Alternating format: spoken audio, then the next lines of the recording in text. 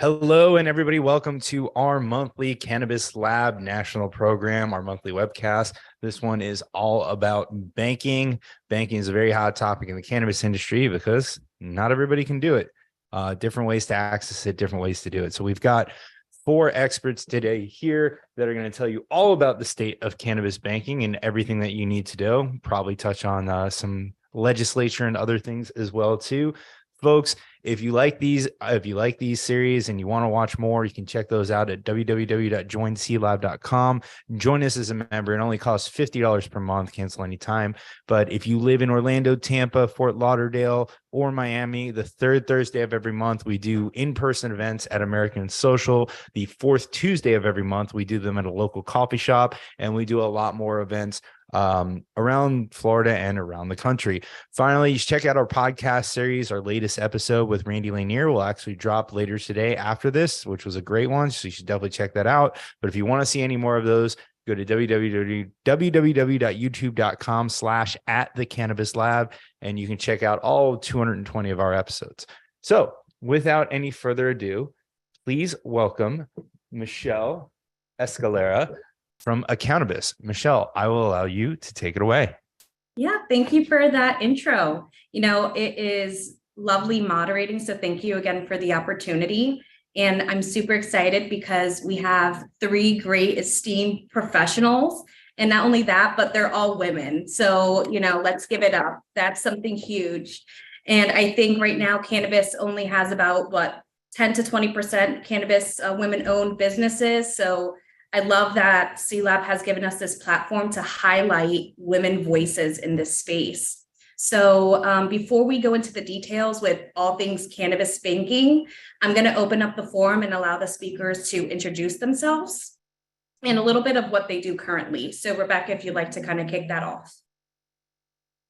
Sure. Good afternoon, everyone. It's great to be here and be on this webinar today with these beautiful ladies, as Michelle was saying. Go girl power, right? I'm Rebecca Baez. I am currently a business services representative with First Citizens Bank. I also currently am the hemp specialist in the Broward County area for our institution.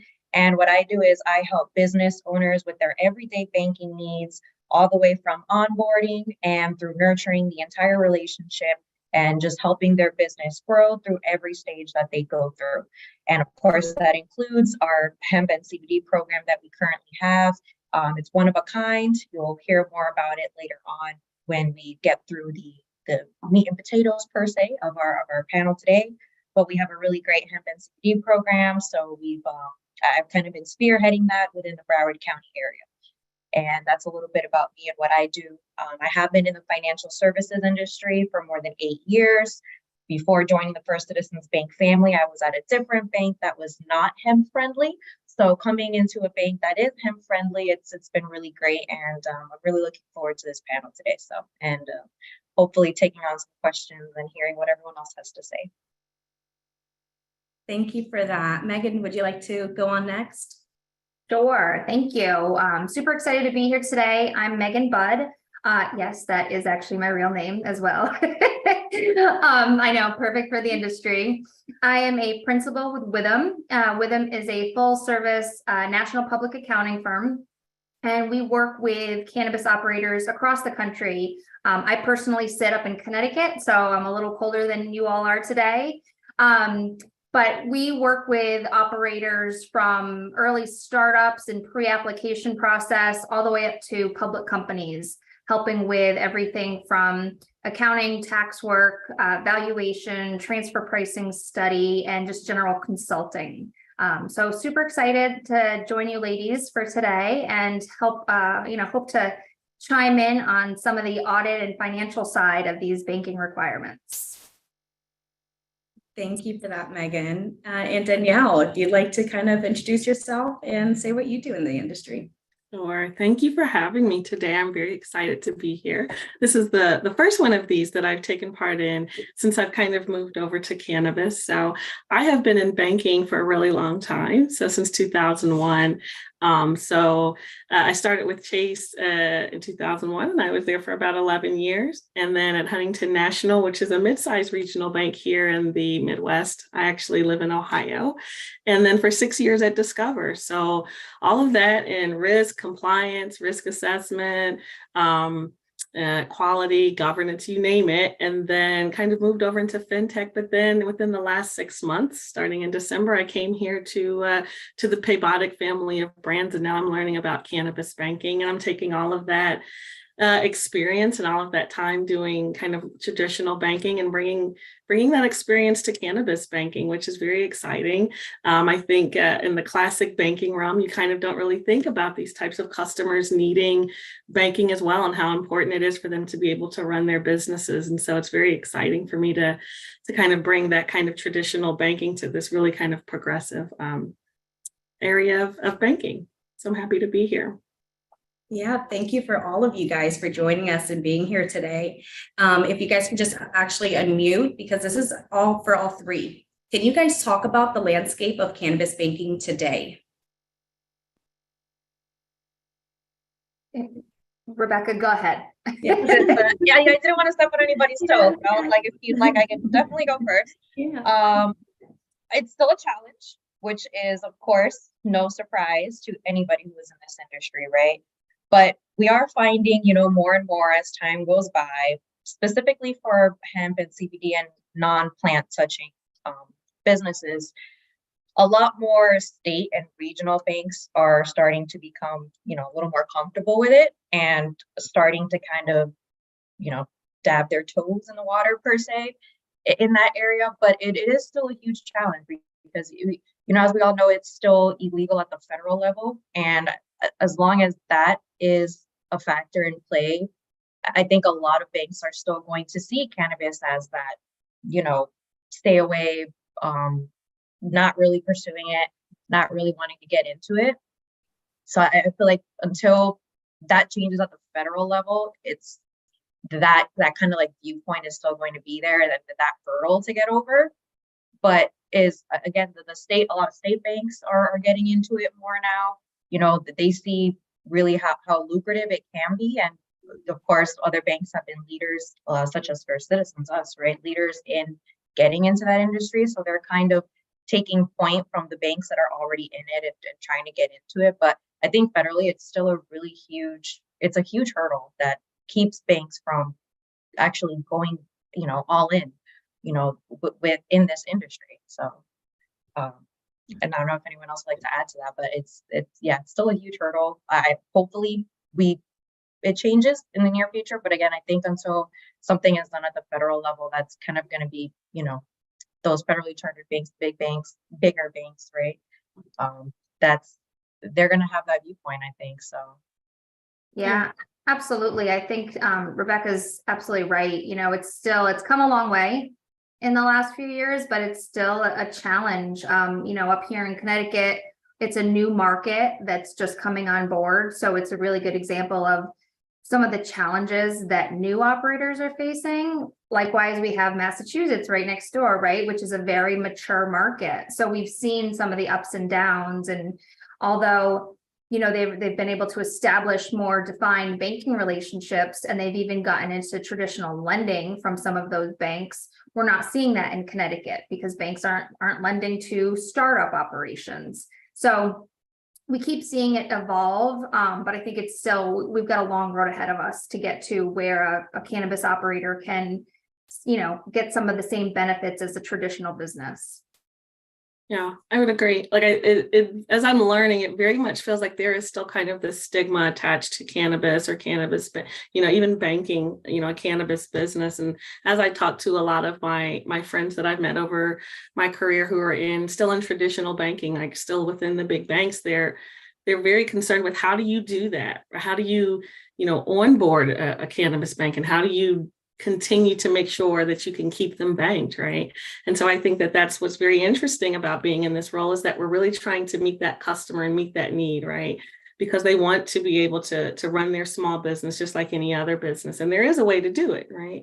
And so we are learning from our customer as we continue to evolve and get to being able to launch this full product to say, how do we, in the most simple and basic way, give you the exact same, kind of banking rights that anyone else has? And I think part of the reason that the big banks really are not ready to tackle it yet is because any old school banker knows that account management, the more vanilla and basic it is, right, the easier it is to do and the easier it is to comply. And so for something like this that requires just a little bit more of that special love and special touch, it does require kid gloves. It does require that you be a little bit more diligent and you have a little bit heavier monitoring over it because of that fence-in guidance and because of that special kind of customer. But I think that more of us get into it, the more of us come out of the regular banking and we think about how do we provide the solution for this customer. I think we'll start to see a little more folks get into it and trying to meet that customer need. So if we could talk about maybe the first steps for those new cannabis business owners, what does onboarding look like when they do find a bank that's able to hold them to that capacity? So they definitely need to be very open, honest, and responsive. Those are the three most important and biggest tips I would give to, and I say that to all of my, clients, even that I onboard in this industry. Those are going to be the three biggest key things. And again, unfortunately, it comes from that stigma. They have been at other banks where they're not very hemp friendly and they end up getting their businesses closed out because, they're doing edibles, gummies, whatever it may be, right? And so they kind of come to us, even though they know we're hemp friendly, they still are, a little bit on the fence and maybe don't want to disclose their entire product line or their entire business operation. And honestly, being honest, completely upfront about your entire product line, how your business operates, that is one of the most important things when onboarding a new relationship. Because even if you don't tell us now, it's going to come out at the end at some point. And if you don't tell us upfront, honestly, that just complicates the onboarding process and it makes it longer too. Because of course, we all know that even for hemp banking, the hemp friendly banks, there's still a process that these businesses have to go through. And really the best way to make it as streamlined and pain-free as possible is you have to be very open and honest and be responsive. So, if your banker is coming to you and asking you more questions about how your business is operating or a particular product line that you have, being responsive to it. Because really, we're just trying to understand your business and how you operate, because it's the cannabis industry as a whole is very different, right? You have your retailers, your distributors, your manufacturers. There's a lot of different product lines. So when we're coming back asking questions, we're really just trying to understand how you operate and what your business is. So being responsive to that, providing answers up front and being completely honest about what you're doing, it'll help streamline your onboarding process a lot more, because the more familiar we become with your business model, the more comfortable we become. And then that helps the onboarding process. I can cut it down by a lot, by a couple business days even, which could mean everything to a business who's being exited, let's say from Chase or Bank of America, right? And they need to have a bank account opened yesterday so that they can keep operating. Well, having those key best practices in place is what's going to help push along that onboarding process a lot more streamlined and make it more efficient and pain-free for the business owner and even your banker and your bank. So. Absolutely. That nature of collaboration is super important, right? Because in order to get you banked and to keep you banked, right, there does have to be that transparency going both ways, right? And that relationship building is very important to build that trust, right? That we can trust the information you're providing us so that we can hurry up and meet your banking needs, but then also we can keep you banked, right? We can continue with all of the regulatory requirements to make sure that you can continue to run your business the way you want to. Yeah, and you're gonna hear me say this probably for time and again for all these answers, but having solid financial records is key. You can't show up with a shoebox full of invoices and expect to have your business be taken seriously. You need to have your accounts in order. we see it a lot where people are coming into the industry from, the legacy side, and you need to be able to support what you're coming into it with. If you've got $20,000 of cash, your bank's probably going to ask where it came from, and if you've got invoices to support it, and what information you've got behind it, and not just take a lump sum deposit. So making sure that you have that information, and exactly, you need to be open and honest with them, because like everything, it always comes out. So if you're just honest from the beginning, this is your bank, don't try to hide things. We've seen more times than not, people getting shut down on their payroll, on their bank accounts, and the mess that it causes in the aftermath is not worth it. So as long as there are companies out there that will do business with you, as long as you're upfront and honest about what your business is. So you talked briefly about making sure that their financial statements are accurate. How do you ensure that your clients are having accurate financial statements and they're complying with accounting standards? Yeah, absolutely. So there's a couple different ways, right? So typically an early operator is not going to be subject to kind of some type of audit or review requirement, that their bank's not going to be asking for that from the get-go. But it's still important to make sure that you have somebody. So if you don't have somebody internally, then hire a cannabis accountant that understands cannabis. One, you're going to want it for your tax return, right? And to get your most advantageous tax position for your company. But two, you just want to have it solid books and records. So when you go into additional lending later on, you're going to have a good platform for this to base off of. But making sure that you're working with somebody who knows cannabis accounting is key. So many times we see operators get into the business and they love the cannabis side of the business, and they want to, open their retail store. They want to manufacture, and they're so excited about that part, and they're not comfortable with the accounting and bookkeeping side. So they, what everybody does when they're not comfortable with something, they just kind of like keep pushing it off. Mm-hmm. And then eventually it's going to come back to you. So you've got to find somebody. If you're not comfortable with it and you don't want to learn that side of the business, then hire somebody who's capable of doing that. So making sure that you're working with the right people that you trust. To that end, can we talk about maybe security and fraud risks that businesses should be aware of when they're using virtual or digital documentation? Yeah. Oh, go ahead, Danielle. No. I was just going to kind of talk about, fraud risk, maybe kind of on the back end, and kind of the kind of dynamic thought we need to have around fraud risk as it relates to cannabis banking, right? So again, coming out of traditional banking, you kind of go, okay, well, this kind of customer profile will have this kind of fraud profile as well. And you kind of, stick them in that model, and you kind of expect that model to kick out, meaningful information about this very, basic kind of customer. But what I'm learning is that the nature of the cannabis related business in terms of fraud is very different, and it's very dynamic, right?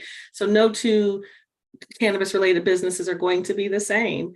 And we are kind of in a very real-time way learning about, a customer in this state that only has medicinal is going to face very different fraud risk than a customer who has a dispensary, in near Madison Square Garden or near Times Square in New York City, right? So you have to kind of be agile and be paying attention and be very mindful to understand yourself, right?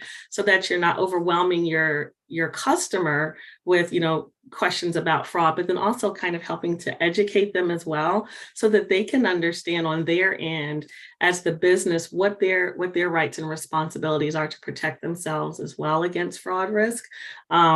And I think it's just very interesting. It's nothing like what you would usually see from, in another small business, and even depending upon the footprint. So I think the most important thing I'm learning is to be flexible and to be agile, and to always be kind of paying attention, and to be willing to kind of share that information upstream back with our customer.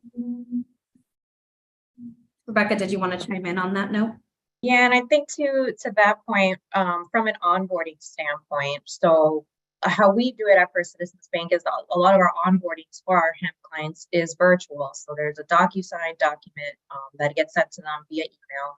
And what we've seen is there's been an increase in email fraud, email hackers, if you will. So what happens a lot of the time is clients or prospects, they'll think they're getting an email from me, Rebecca Baez, the banker at First Citizens Bank, but really they're not. Really, they're getting some phishing email or a hacker email that's sending them information and asking them to call them up or email them back some sort of information. So to that end, I always say when it comes to fraud, make sure that you're utilizing all of your bank's resources. Make sure you have a relationship with your banker where you can pick up the phone and call them and say, hey, I got an email from Rebecca at firstcitizensbank.com, but they're asking me to send this. Did you send it? And do you need to send it to you? Is it real?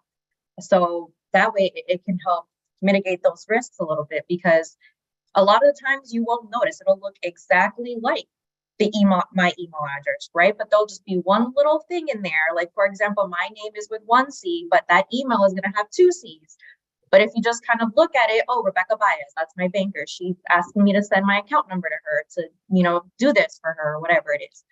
And they'll just go ahead and send it without thinking twice about it, without realizing that, hey, that wasn't actually her. So picking up the phone anytime you get an email asking you to, take action, as from your banker or your bank side, picking up the phone and actually calling them and confirming with them, hey, did you send this to me? Is really important. And then also having that upfront communication with your banker so that you understand exactly what the whole process is. So if I've explained to you what the onboarding process looks like, what you're going to be receiving from me, what I need from you, if you get an email or a phone call then asking you for something that is not within those guidelines that I already described to you, or whoever your banker is, again, pick up the phone and call and confirm your original banker, whoever it is, whether you have, their business card, call them at that number. Don't ever call the phone number that was provided to you by this second person or this email. Confirm with them up front, because if it's not within if there's something off and it's not within the original guidelines that was, spoken to you about or that you were told about, then something is off. So take that as a red flag and just always pick up the phone is the best way to confirm what's really going on. In cannabis, we hear a lot about compliance and making sure that you are listening on a federal and a state level. But what does compliance mean on a banking level?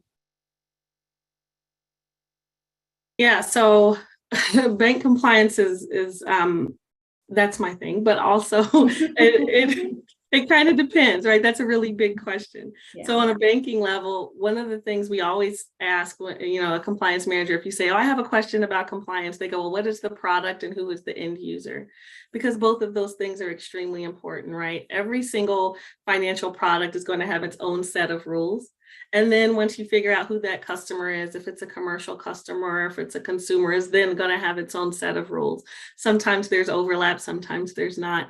And that's on the federal level. And then you're going to go, okay, so what state is in it? Right. And then you're going to pile on, as you're making this cake, what are all those state rules now we actually need to add as well? And so it can be, for something as simple as like just a basic deposit account, right? It can be kind of simple for that commercial cannabis customer, right?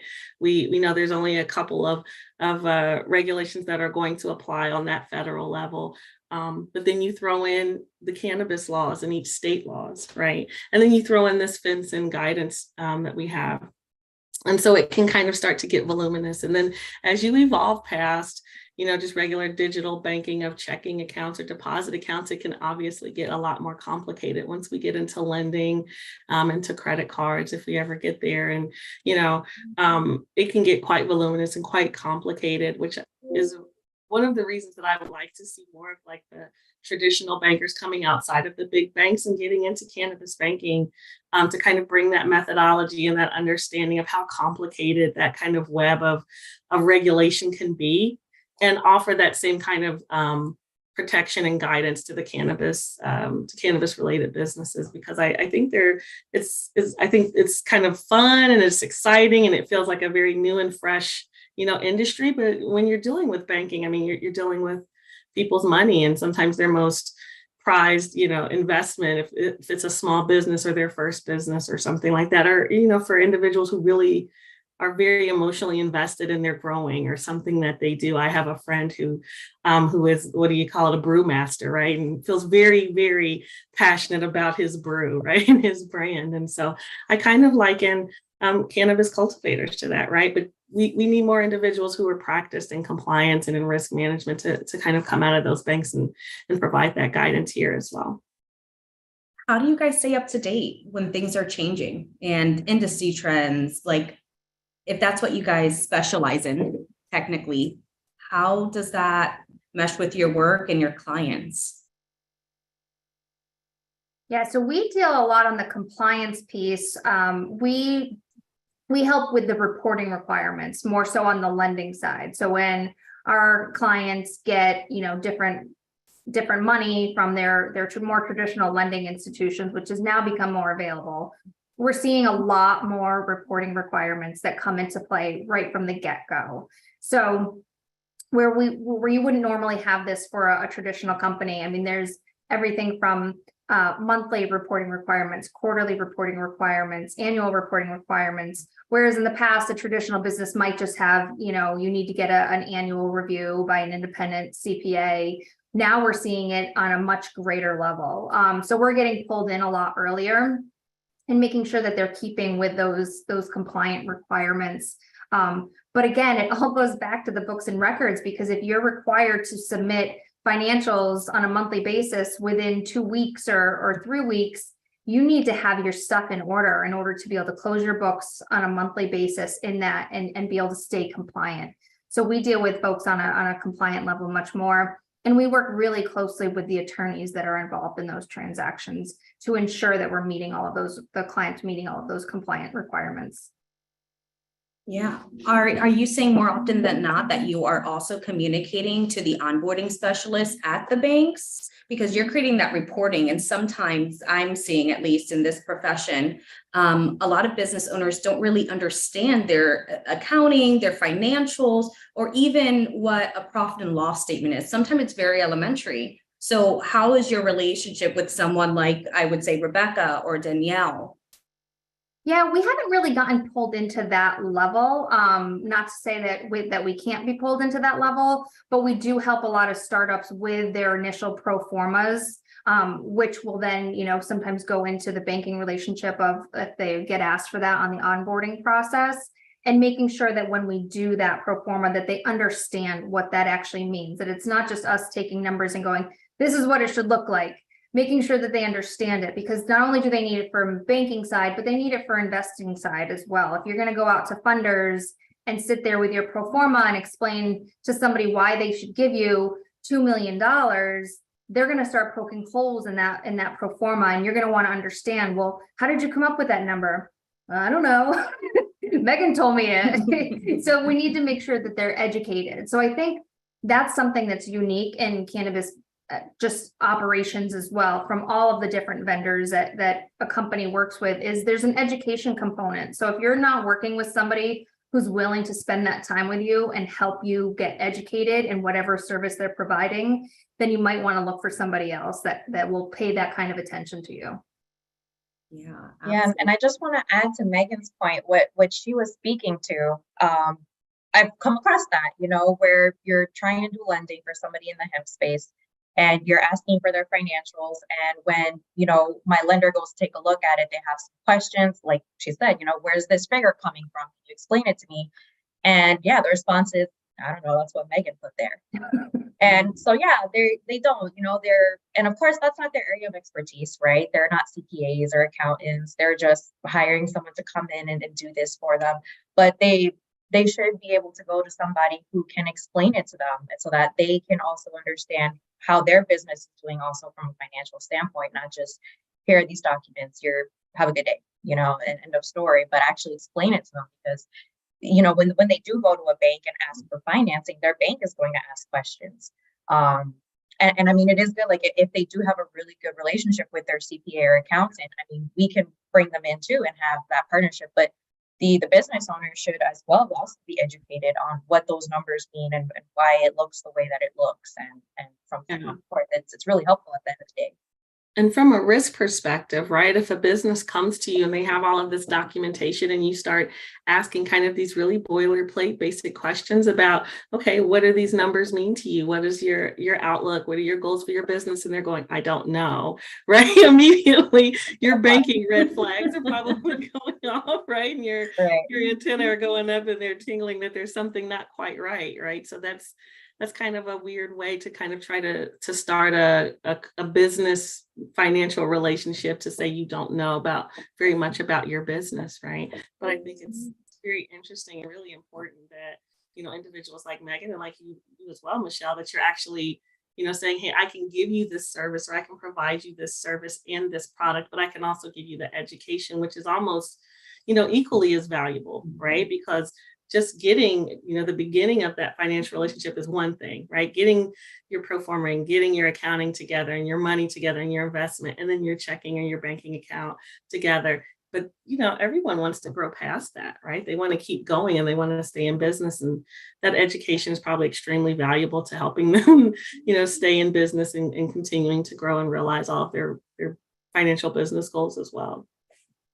Yeah. What are some best practices? Megan, you and I both have similar positions, but I find it very difficult to have or break through that initial and build rapport, because they do think that we're the IRS, and I'm sure they think the same way with the bankers. The bankers are out to get them, and they're going to call the cops, and the big bad wolf is going to come down and knock the house down.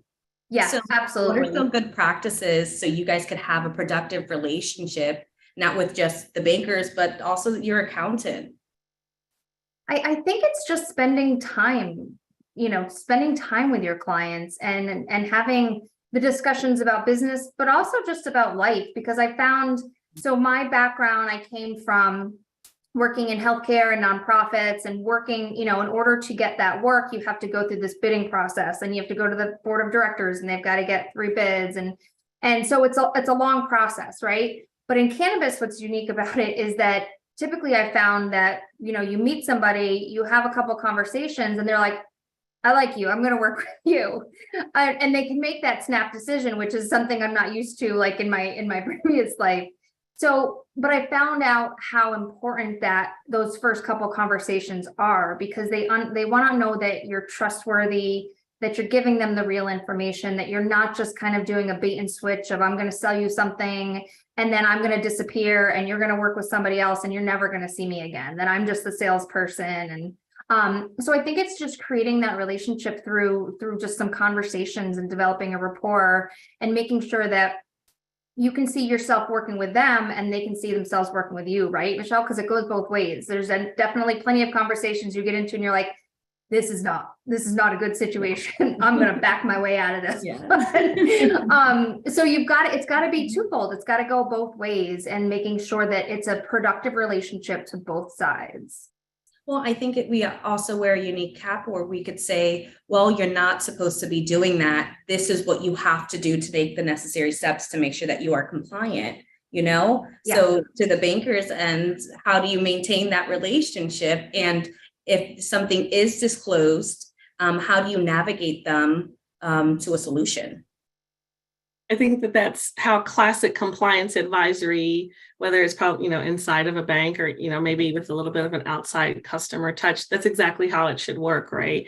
I'm your trusted person, like a therapist almost, right? You trust your therapist to know their business and to give you good advice, right? And you have to have that trust and that collaboration to go, okay, I'm taking my car to a mechanic because I trust the mechanic knows what they're doing, and I'm going to do what the mechanic tells me to do.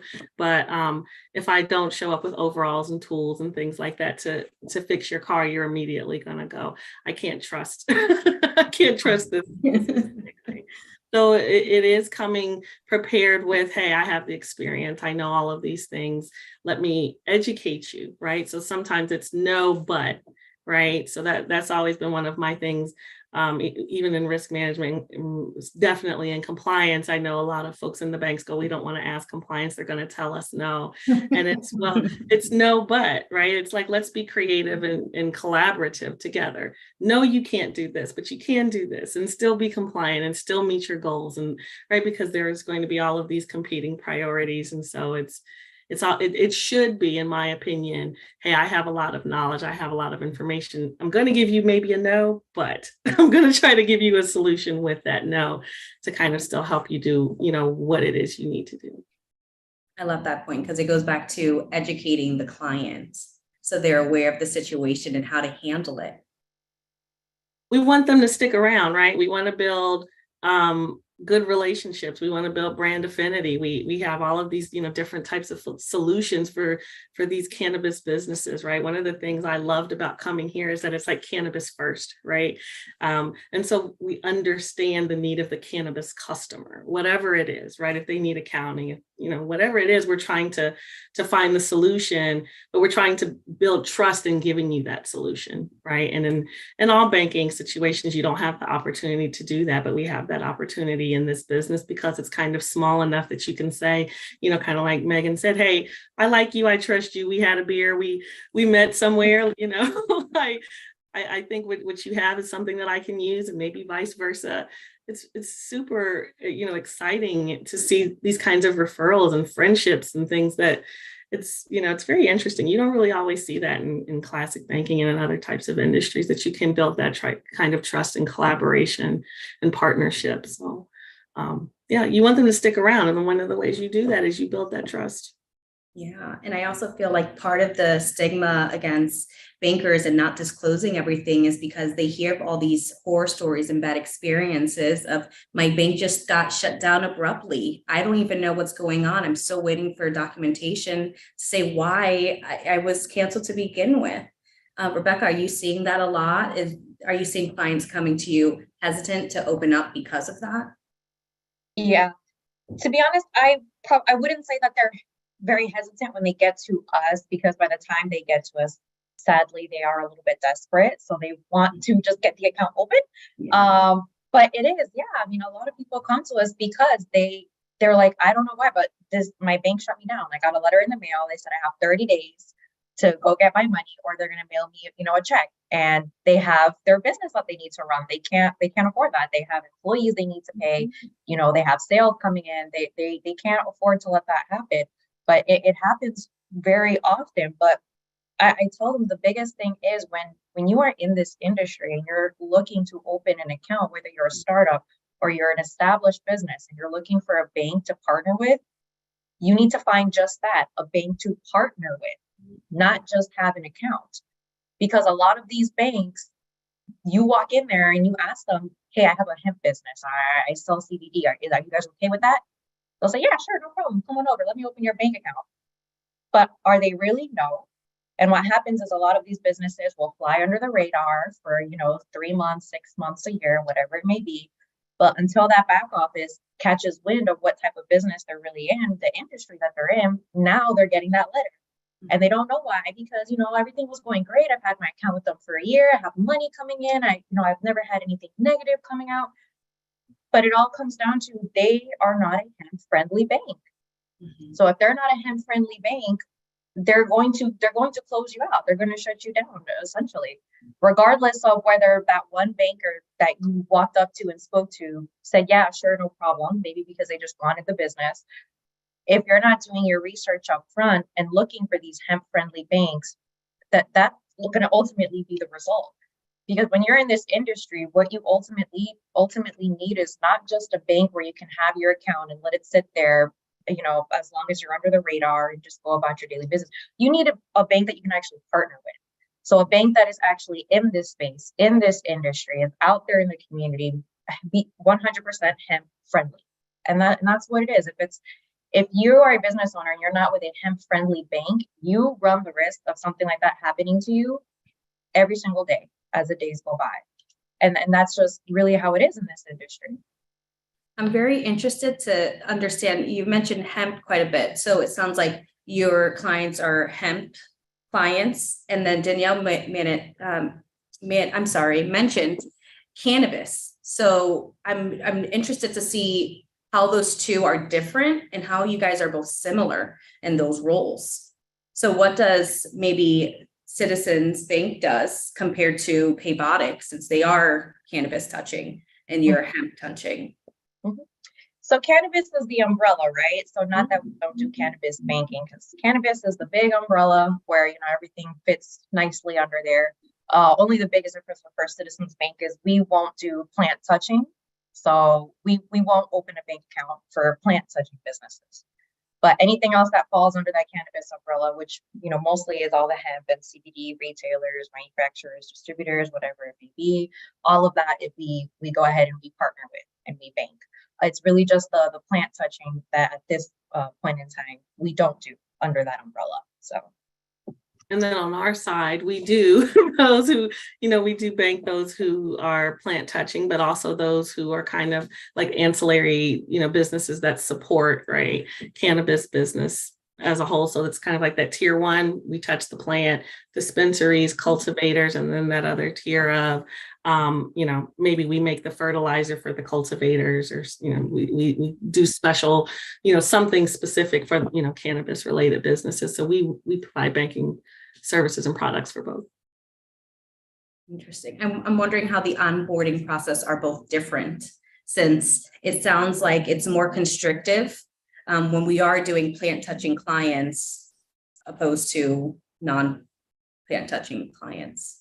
Absolutely. There's a little bit more, there's more diligence involved in that underwriting process and getting that customer through and getting them to, you know, to the position where they have the opportunity to be banked and to maintain their banking status. It's a little bit more, but the interesting thing is that I kind of liken that underwriting process to almost like a mortgage, where you have someone who kind of walks you through that process until you get banked. And then you have someone who's kind of with you, right, as you maintain that banking relationship. So it is a little bit more complicated, but you know, I think we've all been pretty vocal about creating that collaboration, creating that relationship and that trust, so that you can, you know, for a cannabis business, you kind of do need a team, right? You need accountants, you need, you know, bankers, you need someone to help you maintain your business just like any other business would.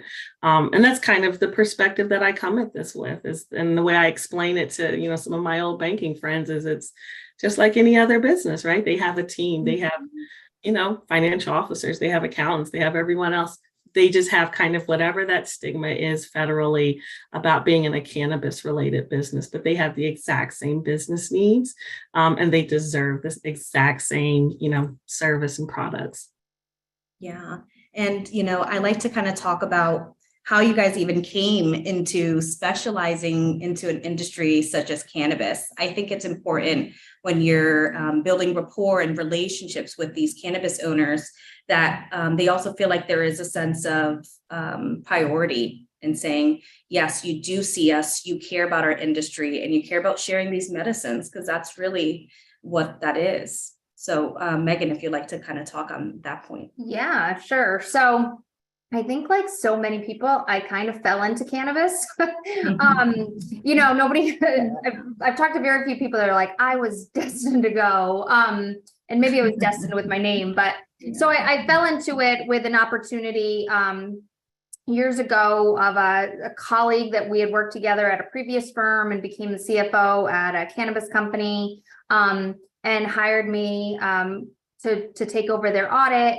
And I went in and it was a very unique experience, because I was able to, like, hey, full disclosure, I don't know anything about cannabis. Like, and he was like, that's fine. And he was so great at that. He taught me a lot of those things. And it opened that platform to be able to ask questions, because everyone's always scared of that, right? You never want to show your cards that, oh, I don't know what that means. And cannabis is like one of those industries where there's acronyms left and right, and people are saying stuff and you're like, what are they talking about?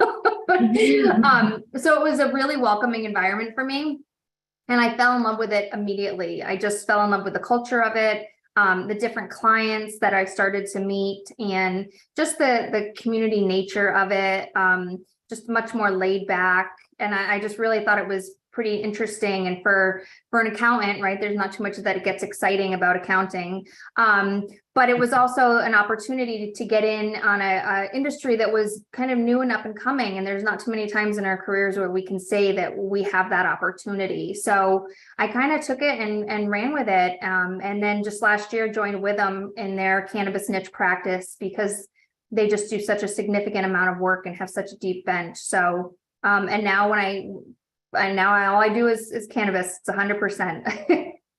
Yeah, it's definitely an interesting industry, a lot to learn, but definitely manageable. And again, we stand as advocates. So there's also some passion behind it, at least from myself. And it sounds like you as well. Yeah, absolutely. Yeah, absolutely. Rebecca, Danielle, do you guys want to chime in on that? Yeah, so pretty similar to Megan, I fell into it. Right now, like I said, I feel like exactly the same way. Right? A lot of people that I meet, it's something happened in their life where it's just that's where their path kind of led them, you know, and that's what happened to me. So, you know, leaving a financial institution that I was, you know, a little unhappy at, and finding First Citizens Bank, and getting getting here with these colleagues that I have now in this position, and finding out that they were hemp friendly, and they were kind of just like, you know what, you should be our hemp specialist. And I was like, I don't know what that is, but okay. You know, and just but getting into it and like embracing it with open arms. It's like what everyone has been saying. This is the industry itself, the people that are in it, the business owners. It's very much like Megan said. It's like I'll meet with one person or like go for coffee with them or something, and then we're like, we like each other. We're gonna do business with each other, and it's very much like that. And then, you know, being a part of Cannabis Lab is really great too, learning so much from everyone and just kind of being welcomed with open arms, because again, we just kind of like landed into it. But I've learned so much, and it's actually a really fun industry to be a part of. So I like being able to say that, hey, I work at a hemp friendly bank, and being out and about and going to these conventions and fighting for it and advocating for all of these clients. So it's been really fun. It's been great. It is fun. I took kind of a progressive tumble here. I didn't fall, but it was like kind of a I left Discover after being there for 6 years, and you know, and you've kind of done the same thing, right? You've kind of exhausted compliance advisory or risk assessment with kind of in the banking, within banks. And so I went to a banking as a service provider, working with fintechs, and I was like, oh, this is really interesting. And I was their compliance director, and I was like, this is just a different way, right, to take all of that experience and that education from all of these years, and that was exciting. And then I met some, you know, folks from Paybodic, and it was kind of like a really convenient, like, oh, we liked each other, right? Like, do that over here. Like I could do that for you. I could help, you know, kind of bring that, all of that experience to what you're trying to do. And I'm having a ton of fun.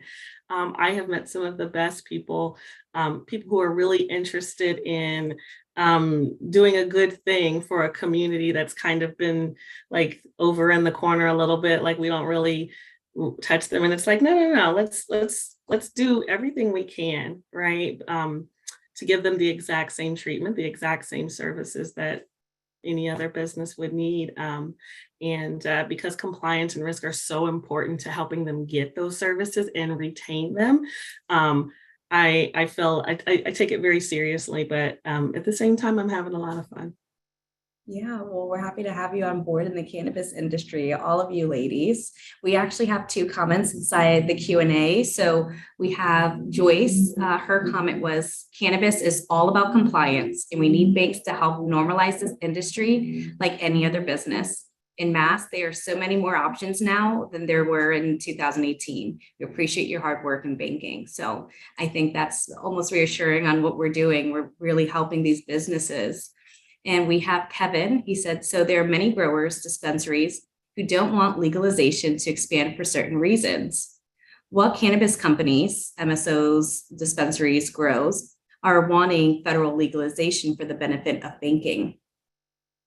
I don't know if we could single out companies who do not want federal legalization for the banking industry, but we could definitely talk about our experience and how we see that as a trend, maybe. Everything I'm hearing is that they want federal legalization. They just want the opportunity, right, to have that kind of diversification of being able to choose in the market what type of banking you want, right? Oh, he actually did another comment. He said, I'm asking what type of companies, not individual brands. Yeah. I haven't heard any that don't want it, right? Like I said, they really want that choice in the marketplace to say, I want to bank with this bank or not that bank, right? Versus saying, I kind of have this really small, set of banks or financial, providers that I can choose from. And again, as I read and learn more, really what a lot of them want is to get away from having all of that cash intensive business, having a lot of that cash on hand within their businesses, and just kind of the risk that's surrounded with having that. So I haven't heard, at least in the 6 months that I've been in cannabis banking, that there are any who really don't want it. Yeah, I haven't heard any that are vocal about not wanting it per se. I think it's a double-edged sword, like anything that, with federal legalization, there's going to be a lot of benefits, but we're going to see some new challenges, right? Everybody talks about federalize it legally, so 280E goes away. 280E is probably not going away. It will just be called something different. So no longer is it 280E. It's called an excise tax.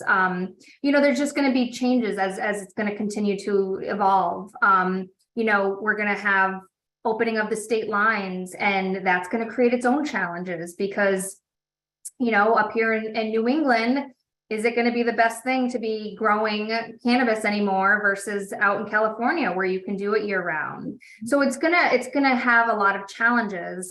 So there's pros and cons to it. I haven't specifically heard of like an MSO versus a single retailer saying yay or nay to it, but I think that there's pros and cons to each side, and you could give benefits to each one. Sorry, I was just reading the chat. We have John who asked if any of us are cannabis consumers. I've been in banking for over 10 years and any substance use is frowned upon. It sounds like all of you has fell into cannabis banking.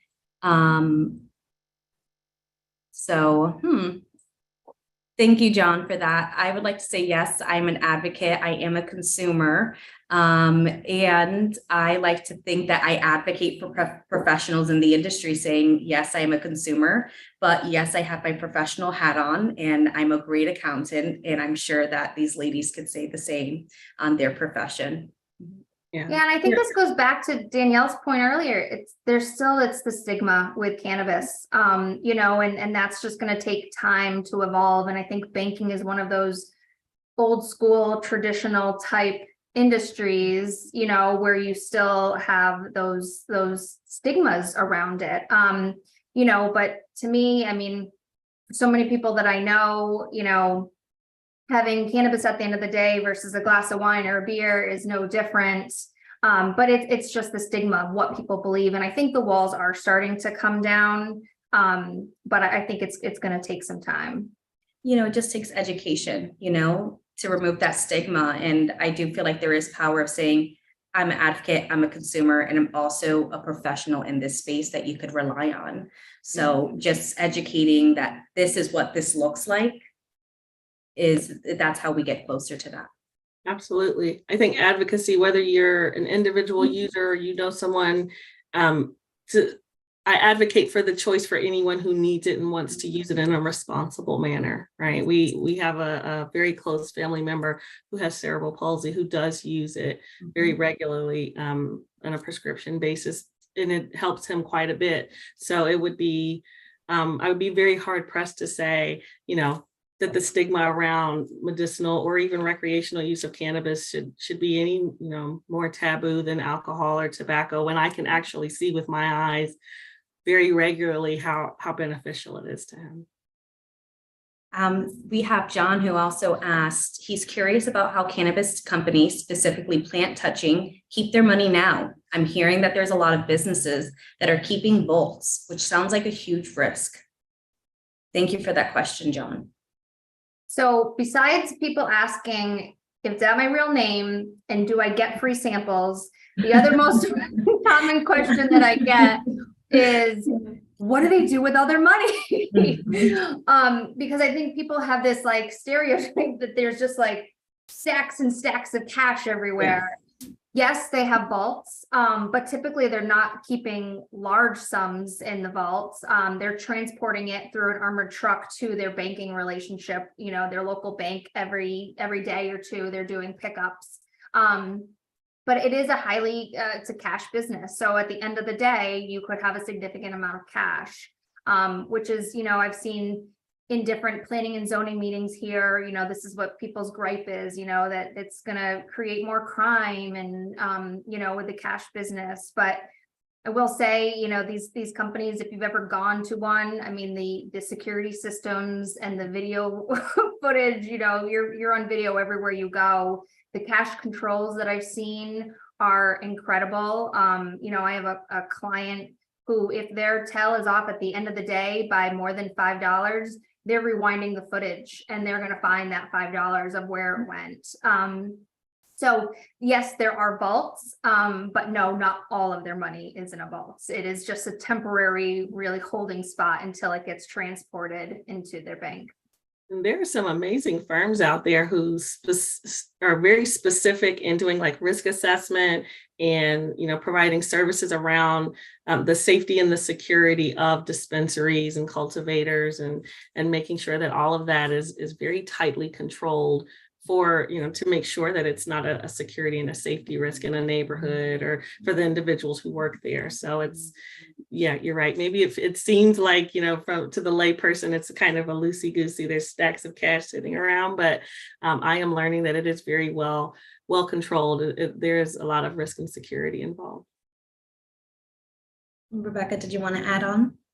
Yeah, everything that these lovely ladies already touched upon. It's kind of like I don't know, a lot of people I hear that all the time. They'll say like there's stacks and stacks of cash that they're keeping on hand, but there is a process to it. Like Danielle was saying, a lot of them, they do have cash pickup services, with Brinks, Loomis, whatever it is, where, at the end of the week or whatever their desired pickup day is, that cash is being removed. So it's not like they're really not keeping as much as a lot of people think they are, is really essentially what it is. There is a process in place, and it is protected. So it's not just, they're not hiding it like under their mattress either. Most of the time, I hear that a lot too, that people think that they're like hiding it under the mattress at home. And I'm like, they have a better process in place. Most of them. Yes.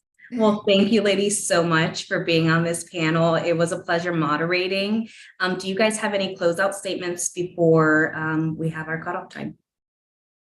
I just want to say thank you for having me. This is my very first one of these since I've been in cannabis banking. And as usual, I'm meeting some very awesome people, some super professional individuals. There's a lot of love and a lot of passion here in this business. So thank you for including me.